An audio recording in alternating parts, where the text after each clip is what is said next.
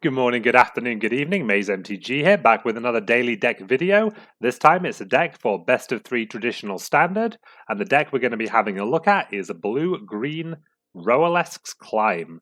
So it's a blue-green deck built around Hadana'S Climb and various counter synergies, and also containing a card that's in a good spot to attack the metagame currently, Vine Mare. What we're going to do, rather than how we'd normally approach it, where we go through the deck and then play some games, what we're going to do is jump straight into a match with the deck, and then when we come back after the match, we'll have a talk through some of the cards in the deck and see how that works for us. So without further ado, let's get straight into the games with blue-green Roalesk'S Climb. Okay, so we found an opponent to battle with Roalesk'S Climb, and we are on the play. This 7-card opening hand seems pretty keepable to me. We've got Breeding Pool, 2 lands, Hadana'S Climb, Jadelight Ranger's double green is kind of awkward. We do need to draw green at some point, but if we do, we get to go off with the rest of the hand. We certainly can't send it back. We aren't even completely color screwed currently, because Hadana'S Climb is still castable for us, just to get it into play. We'll see what we're playing against and go from there. So Zegana means if we draw any 4th land, we can play Zegana, and she's a fine follow-up to Hadana'S Climb if Climb does end up being our play next turn. Opponent deploys a rat colony. So we are dropping Hadana'S Climb. We need there to be land on top of our library, but we'll have taken 3 draw steps by turn 4, so if we don't draw anything, we are running kind of below expectation, but this is magic. We're taking 3 here. We draw a Paradise Druid. So we are going to play the Druid. We seem to be playing against Rat Colony in Standard, which is interesting. Grixis Rat Colony specifically. Opponent has 2 more rat colonies. This attack seems fine. Hopefully we can trade Druid for one of them. As much as I'd like to not trade Druid, we need to assume we're going to be drawing land to play Zegana. We can't just take damage. Llanowar Elves is, again, not the worst. We'll play Elf Pre to get the counter on it. If opponent just attacks with these 2 rats, we might let them through. Experimental Frenzy is kind of scary. But again, opponent will only be attacking with 2 rats next turn. I think we just let this happen. As insane as that sounds. Okay, so we drew a Paradise Druid. We have 4 mana. What can we do? What can we do? So if we play Zegana, Zegana will get a counter off Climb, which will make her a 5/5, and she draws us a card when she comes in, so she might draw us another land. We could just play a Paradise Druid and put a counter on it, but I don't know if that's better than just playing Zegana and looking to trade Zegana and an elf for colonies, because this Frenzy is kind of terrifying. I do like drawing a card. Hopefully we hit land. What's the risk? Can opponent go wide enough to just have us dead?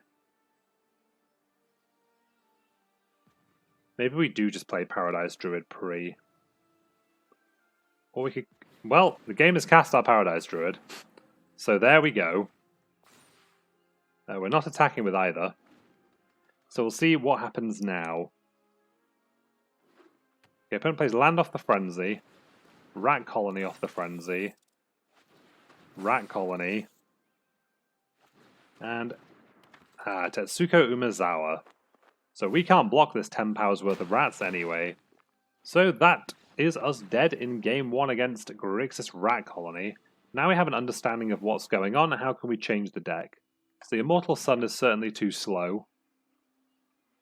Ripjaw Raptor is a place where we want to be, especially replacing these Vine Mares. Repudiate Replicate seems unnecessary. I don't know how badly we'd like to be playing Entrancing Melody. I guess it's effectively a 2-for-1. Lets us steal their Tetsukos as well. I don't know how well we're set up to fight against this deck specifically. River's Rebuke. Opponent can replay the rats quite quickly.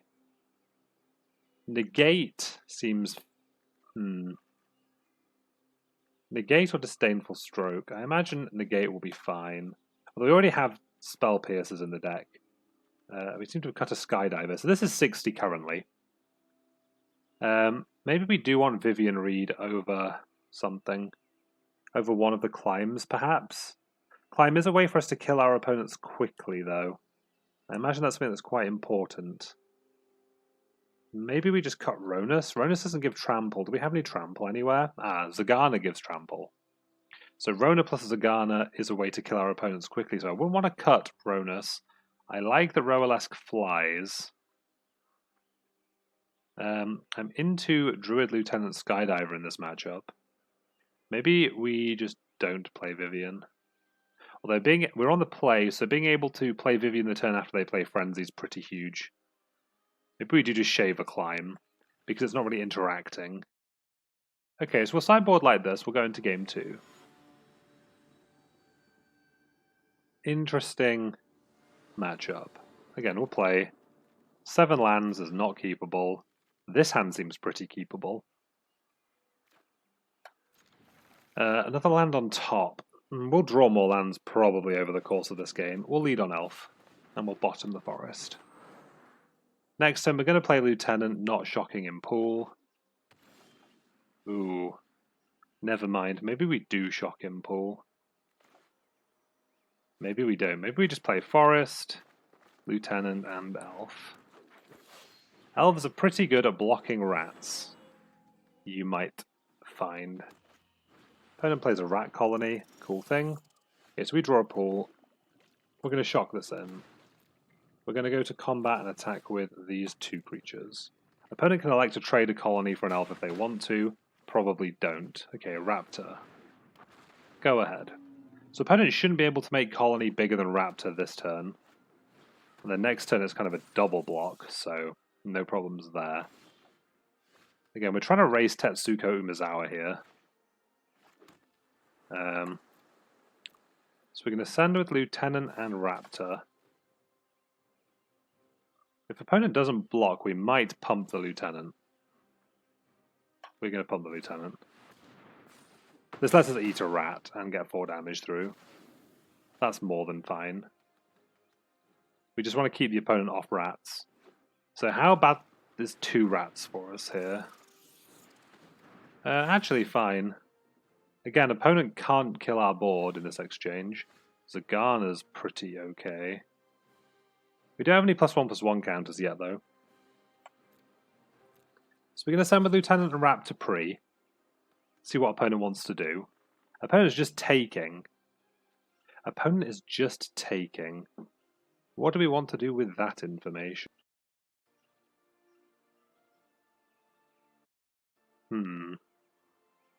We could pump. We'd probably die on the crackback. 3 rats. Tetsuko plus rat is 15. I guess Zegana can adapt next turn to be 8 damage. I think this is fine. We just let them through. Oh, is opponent not blocked yet? Oh, is that in our declare attackers? Sorry. I thought opponent had let them through. Good job we didn't pump. Oh no, it was after blocks. Good. Good, good. Okay, now we play Zegana. So we have 2 Llanowar Elves back to block. One of them we can throw away because we have the mana for Zegana. Even with just 1 elf.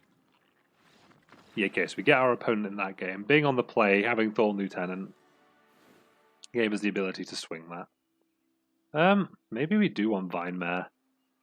Just because it's another body that trades for a rat. I mean... Oh, it's also functionally unblockable. That's a pretty big upside. Okay, we'll just cut Roalesk's. Well, I guess we'll cut Vivien, seeing as we're on the draw. Entrancing Malady needs 4 mana to steal the first rat. I think we'll just put in 2 negates so we can get frenzies. Are we holding mana up realistically, though? I don't think we are. I don't think we're holding mana up against this deck unless it's Spell Pierce. And Spell Pierce does a good enough job. I think this configuration's right then. Vine Mare's just another creature that can trade with a rat, or it's 5 points of damage and just gets through. The reason we're kind of shaving the climbs is because they just don't do anything on their own, like we saw in game 1. Like, the counters didn't matter, we just needed creatures to throw under rats. Let's see what our opponent does. Okay, so this is a keepable hand. We have double green this time, we have a curve. I was going to say opponent doesn't have a rat, but it's turn 1, so... I imagine opponent has a rat this turn.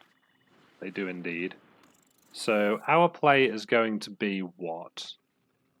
If we play Paradise Druid, we can drop Zegana next turn. But I don't really want to. I think we want to play Jadelight Ranger next turn. In which case, we may as well deploy Thorn Lieutenant.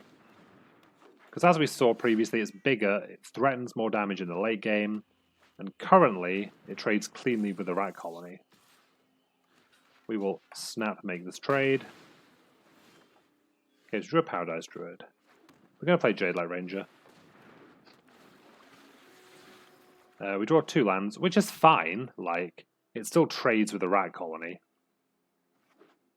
Opponent also doesn't have blue mana, so no Tetsukos currently. Opponent does have a lot of Rat Colonies. Opponent's happy to trade this Rat Colony for the Jadelight that's already drawn us 2 cards. So that's good for us. Do we just deploy Zegana? We don't get any value from playing Zegana. So I think what we actually do is we play a Paradise Druid. We play a Merfolk Skydiver.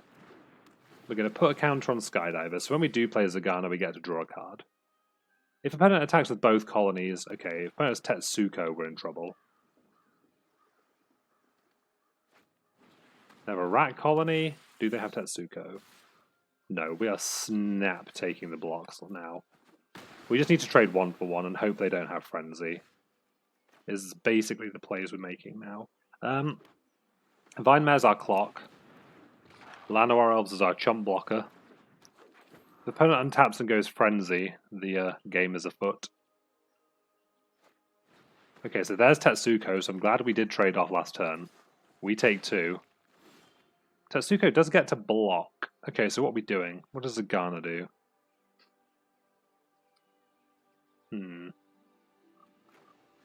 So this turn, I suppose...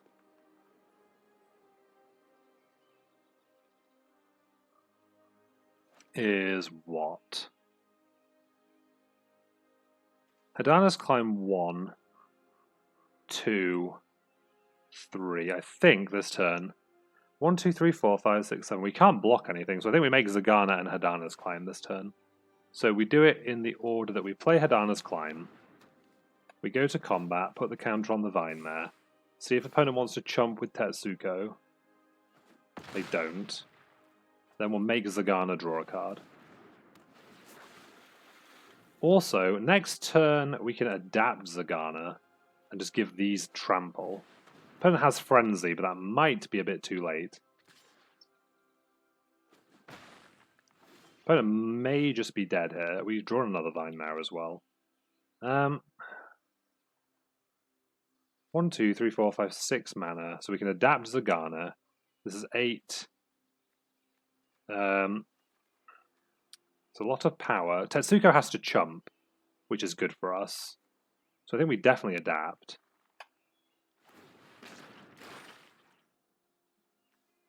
We'll go to combat. Because we're not going to get to use climb this. Oh, actually, we could shock in and play a Paradise Druid if opponent's chumping with Tetsuko. Then we get to attack with Elf here. Okay, cool. Opponents figured out that they are dead. So, GG's to our opponent. And that is the match won with Blue-Green Roalesk'S Climb. I'll see you in a moment. So, Blue-Green Roalesk'S Climb, as you'll have just seen in the match we won. It's quite a fun little kind of mid-rangey deck. The point of the deck is to use counter synergies with Hadana'S Climb to turn your creatures like Vine Mare, like Zegana, like Roalesk's into huge threats that either go over the top of or through your opponent's board, to kind of assure victory there.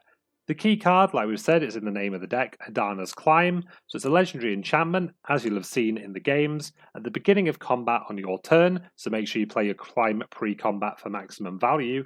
You get a +1/+1 counter on a creature you control, then if that creature has 3 or more counters, it flips into the Winged Temple of Orazca. And Winged Temple of Orazca, for 3 mana and tapping, doubles the power and toughness of a creature you control and gives it flying until end of turn.